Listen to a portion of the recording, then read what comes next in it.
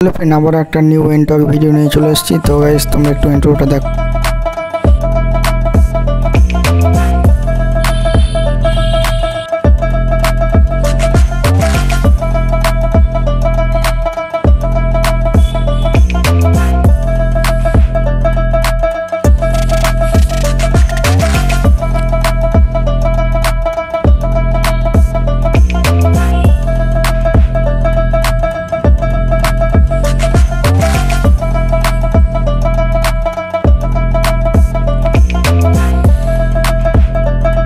তো hello guys, তোমরা তো দেখতে পেলে গাড়িটার কি চেঞ্জ হয়েছে এবং কি গ্রাফিক্স এবং স্টিকার কি অ্যাড করেছে। তো তোমরা পুরো ভিডিওটা দেখো এবং গাড়িটাতে যে দুই সাইড প্যানেলের গ্রাফিক, এই স্টিকার এবং গ্রাফিক আর কালারটা দুটোই চেঞ্জ হয়েছে। এই সাইড প্যানেলেও হয়েছে, ওই সাইড প্যানেলেও হয়েছে।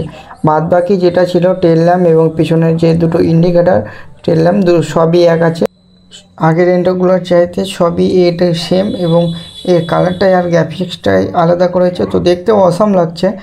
আর এদিকে যে তোমার 125-এর স্টিকারটা, এটাও সেম আছে।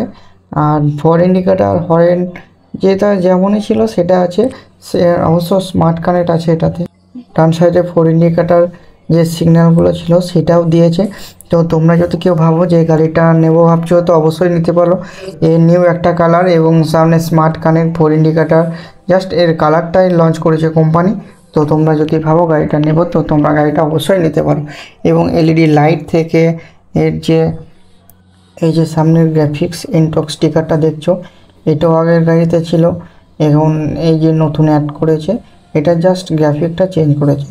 আর যেমনই ফোর ইন্ডিকেটার সব কিছু সেম, সবই সেম দিয়েছে। এবং যে সিটে চাইছে যে মোবাইল চার্জার, সেটা আছে। তো আগের গাড়িগুলোতেও ছিল, এই গাড়িটাতেও আছে। তো কিছু কিছু গ্রাফিক্স এবং কালারের জন্য কোম্পানি এটাকে বের করেছে। তো তোমরা চাইলে অবশ্যই নিতে পারো। যে মোবাইল চার্জার দেখছো আগের গাড়িগুলোতেও ছিল, এটাতেও অ্যাড